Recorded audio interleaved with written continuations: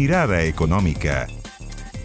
Hola, hola, ¿cómo les va? Mirada Económica en el aire en una semana con muchísima noticia de la economía. Podríamos decir una semana de dulce y de agraz para el gobierno. De dulce, ¿por qué? Porque el IPC mostró números que nadie, ni el más optimista, esperaba para el segundo mes del año. Hace 27 meses que el IPC no caía, desde noviembre del 2020. De agraz, lo hemos conversado latamente.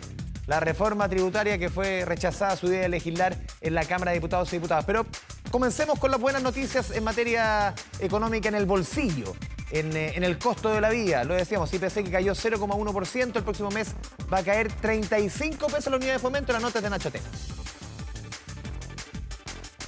Cerró con la inflación más alta de los últimos 30 años. Nuevamente volvió a subir la benzina. Los uniformes escolares que presentaron alzas cercanas al 20%. Sí, nos acostumbramos a que todo fuera alza, pero el mes de febrero sorprende y arroja una inflación negativa. Tuvieron que pasar 27 meses para que esto ocurriera. Con The Weeknd liderando en los rankings musicales, un proceso constituyente recién iniciándose y con la pandemia asolando al país. Esa era la realidad en noviembre del 2020, la última vez en que el IPC fue negativo. Un dato que se replicó sorpresivamente en febrero de este año, con un menos 0,1%. Es bueno la inflación que baje, claramente nos ayuda a nosotros como personas naturales. Que siga bajando, porque la verdad que no todo el mundo tiene la plata para comer. Hay que aguantar y esperemos que siga bajando. Pero, ¿qué significa esta cifra? La batalla no está ganada, pero sin duda logramos avanzar un poco en términos de ir convergiendo paulatinamente a la meta de inflación de 3%, que es la que tuvimos durante décadas. Esta deflación va a significar que la UEF va a bajar 35 pesos durante los próximos 30 días. Y esa sí que es buena noticia. La unidad de fomento dará un respiro al bolsillo de quienes pagan dividendos, universidades, planes de salud, entre otros. Aunque sea un poquito, pero ya es algo. Ojalá siga bajando. Pero eso es muy bueno, todo está en UF, los departamentos, todo. Súper bien, excelente. Una muy buena noticia para todos. Pero claro, una de las grandes preocupaciones del último tiempo han sido los alimentos, que en febrero siguieron subiendo, como el caso del limón, la palta y el huevo. Pero hubo productos que también bajaron, como lo fue la manzana, el tomate y el pollo. Este último, uno de los productos más consumidos por los chilenos. Durante 2022, su precio se disparó y dejó de ser uno de los alimentos más baratos de la canasta. Valores que de a poco comienzan a ceder en lo que va de este año. Una noticia más que bienvenida para el presupuesto de las familias. Hasta aquí por lo menos se está manteniendo el precio. Y cuando hay oferta, se aprovecha uno de comprar la oferta y la ve al cliente también que bajó un poquito el pollo, le damos más barato. Compro 3.000 la pechuga, antes estaba 4.000 y tanto. Ha bajado. Es bueno que baje, obvio. Todo ahorro es bueno para una casa. Bueno, el pollo antes de encontrar el kilo duro a 1.990, después se disparó a 2.990, ahora ya está como en 2.690. Caídas en los precios, a las que también se sumaron el transporte aéreo, paquetes turísticos y gasolina, junto a frutas y verduras como pera, plátanos, pimentones y zanahorias.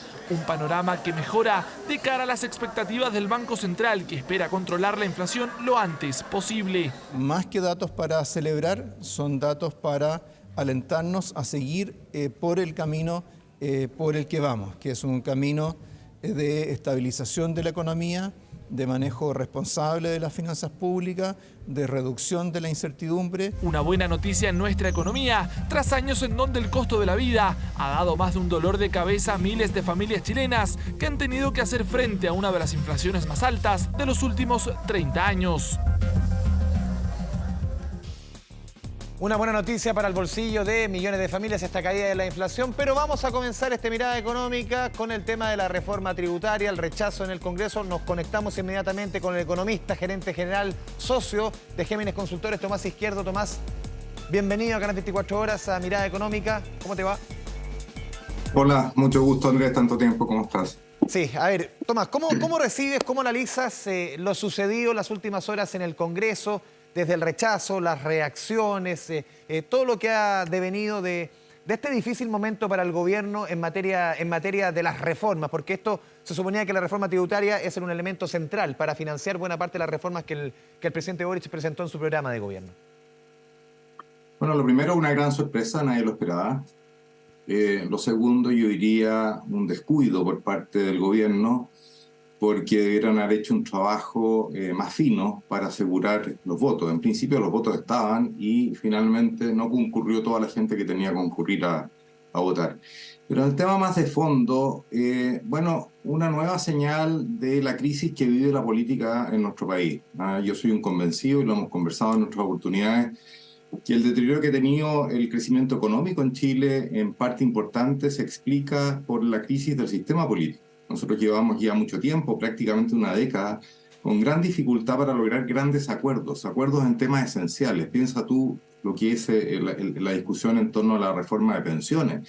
Hace más de 10 años que hay un consenso técnico de que es muy necesario y bastante urgente hacer una reforma de pensiones y no lo hemos logrado. Bueno, esta es una reforma estructural, la reforma tributaria que tenía el gobierno, y hubiera esperado que hubiera habido un trabajo más acucioso en asegurar esos votos.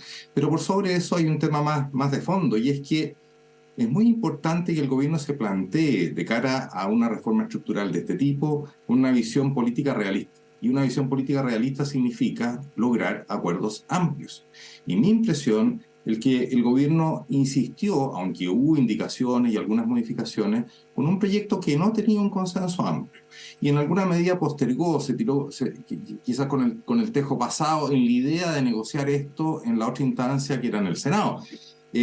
Pero bueno, a mí me parece razonable que en cambios relevantes, estructurales como este, se busquen consensos amplios, entre otras cosas, porque facilita su aprobación y porque le da continuidad en el tiempo. No podemos estar permanentemente revisando el régimen tributario del país, porque eso genera mucha incertidumbre y desincentiva la inversión. Sí, Tomás, a ver, porque aquí hay argumentos para todos lados. El gobierno ha insistido en que por lo menos conversemos, dialoguemos. Se han puesto, como decías tú, cerca de 90 indicaciones, 8 meses de trámite de esta propuesta.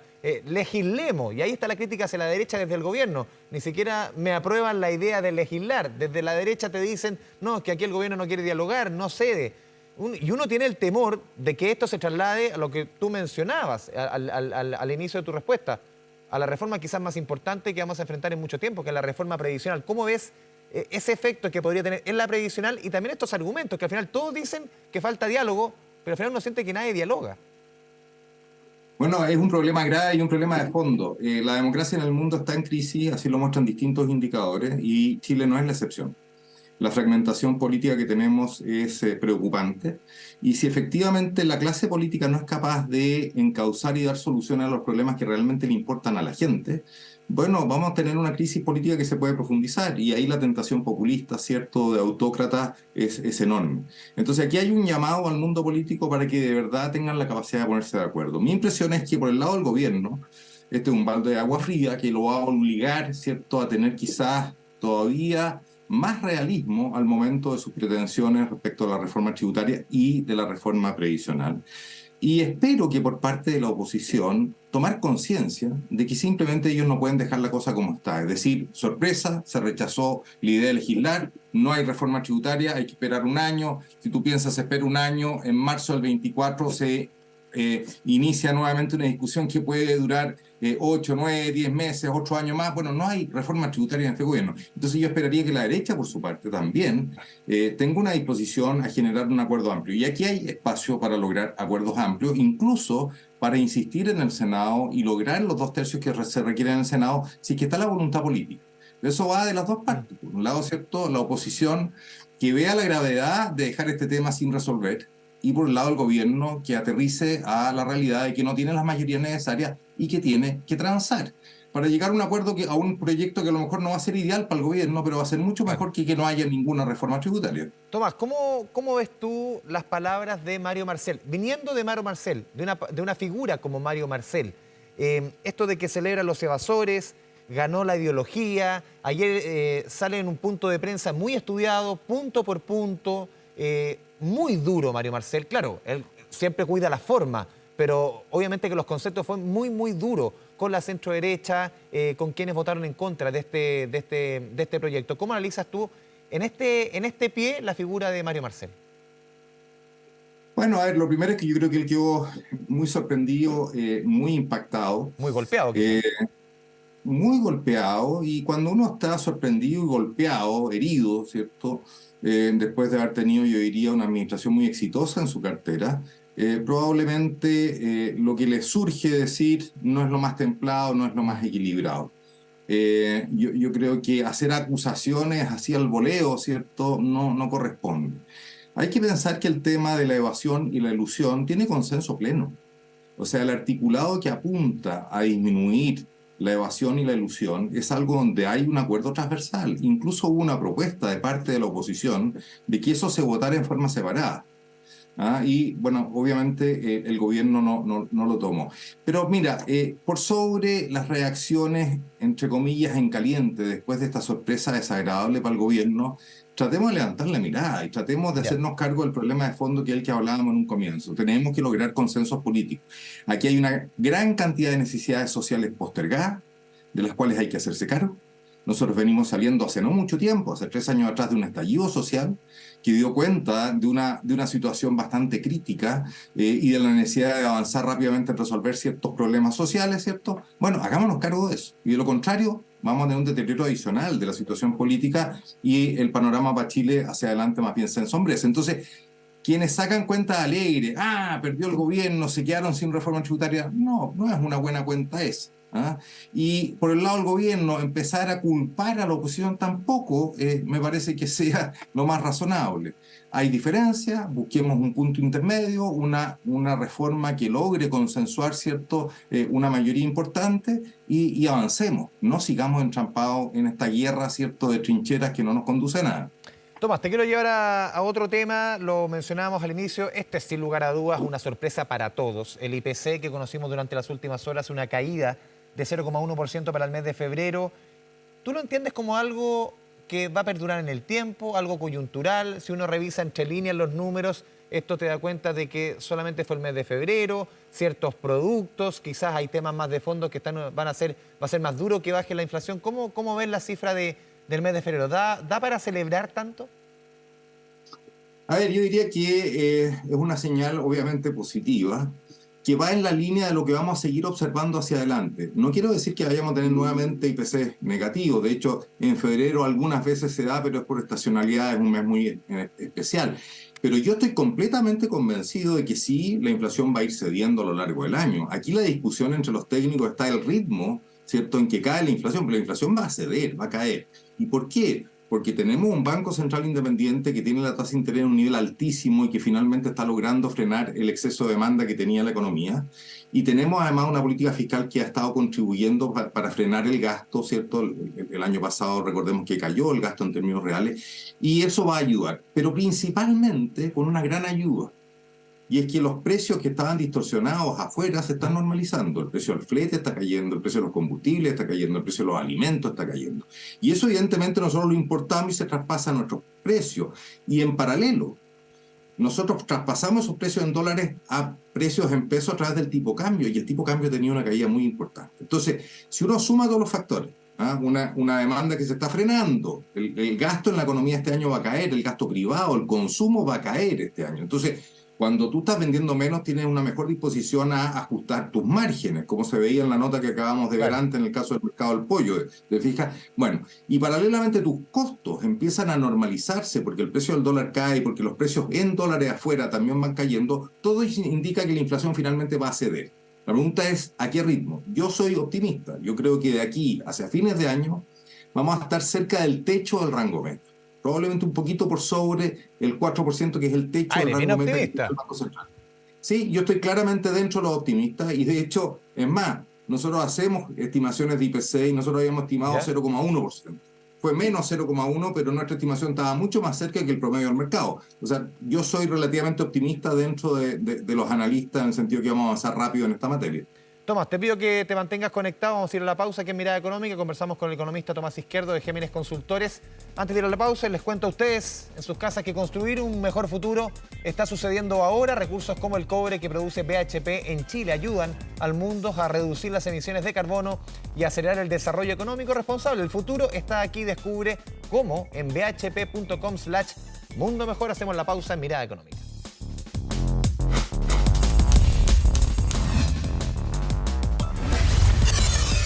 Mirada económica.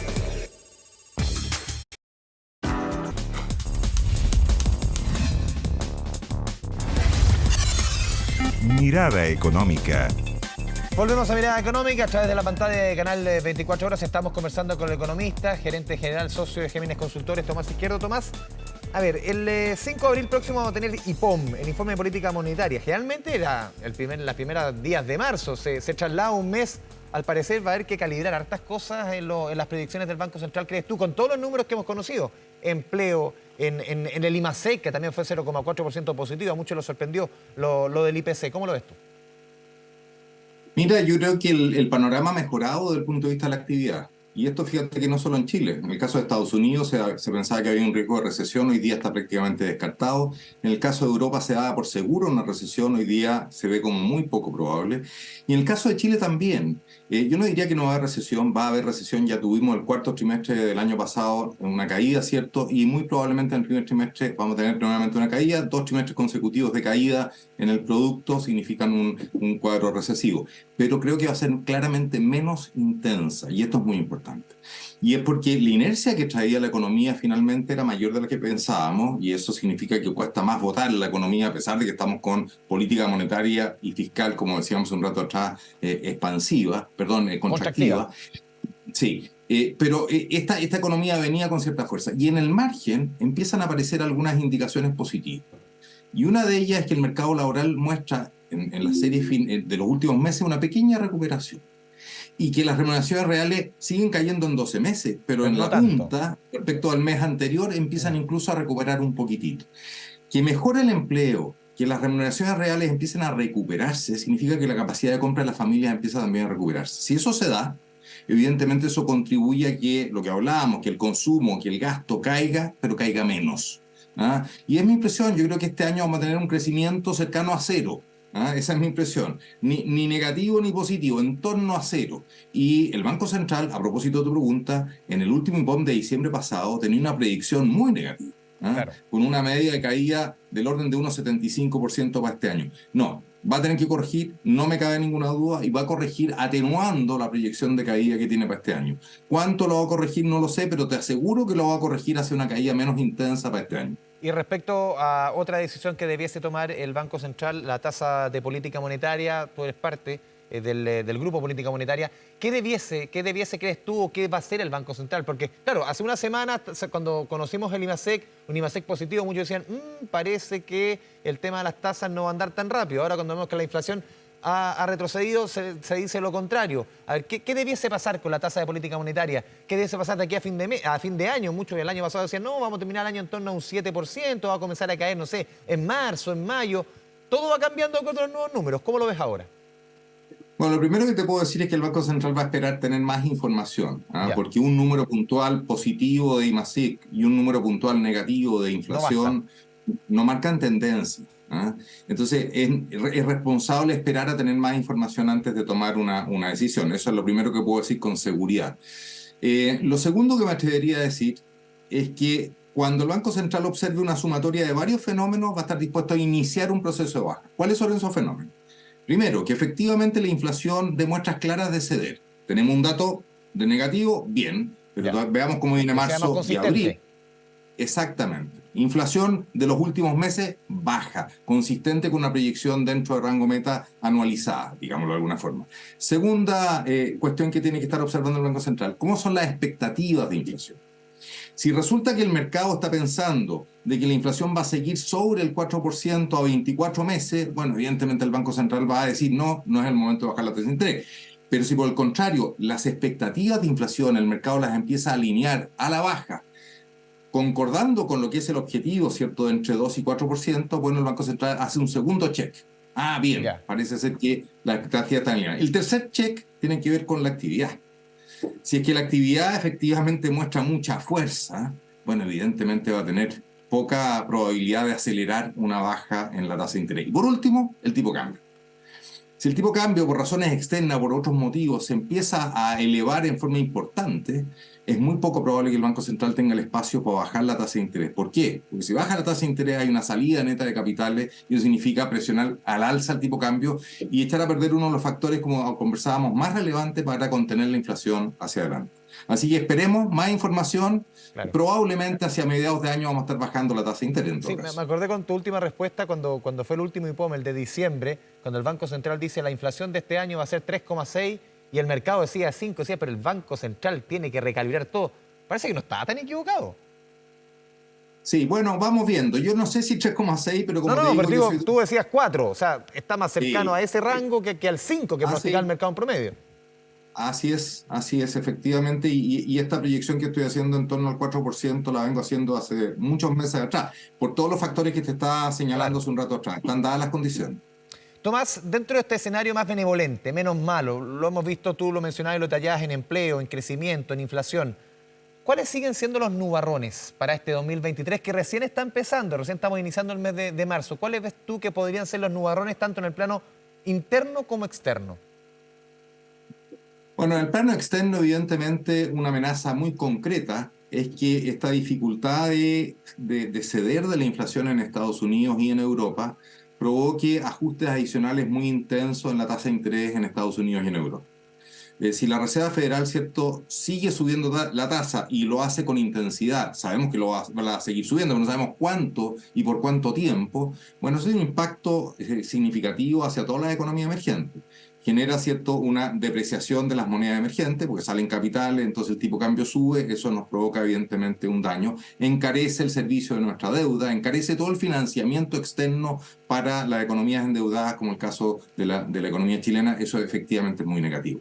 Entonces, primer factor de riesgo, que la situación inflacionaria de las economías desarrolladas se prolongue más allá y fuerce a ajustes monetarios más intensos, sería una mala noticia. Segundo tema que a mí me preocupa, el tema geopolítico. No solo el tema de la invasión de Rusia a Ucrania, que es un tema que ya estamos empezando a asimilar, ¿cierto? Y que se ha ido prolongando, pero estamos aprendiendo a convivir con ello. Hay muchos factores de riesgo. La tensión que se está generando, por ejemplo, en torno a Taiwán, entre China y Estados Unidos, es muy preocupante. Puede haber sorpresas en ese ámbito hacia adelante, como fue una sorpresa la invasión de Rusia a Ucrania, pueden haber sorpresas y eso sería negativo. Pero con todo, ¿sí? Si yo comparo la situación de hoy día, de hace unos meses atrás, yo hoy día, Andrés, la veo mejor. Piensa tú dónde tenemos el precio del cobre. El precio del cobre está en un muy buen nivel. China se está recuperando, está empezando a reacelerar su crecimiento. La economía mundial está con buena actividad, eso nos favorece por el lado de las exportaciones. O sea, hay nubarrones, siempre hay nubarrones, pero en el margen yo veo que la situación es menos mala que hace fines del año pasado, claramente. Tomás Izquierdo, como siempre te agradecemos tu buena disposición, este espacio al diálogo aquí en Canal 24 Horas, Mirada Económica. Un abrazo a la distancia. Un gusto como siempre, Saludos. Chao. Y a todos ustedes, muchas gracias por la sintonía. Canal 24 Horas, nos vemos en Mirada Económica en una próxima oportunidad. Chao, chao.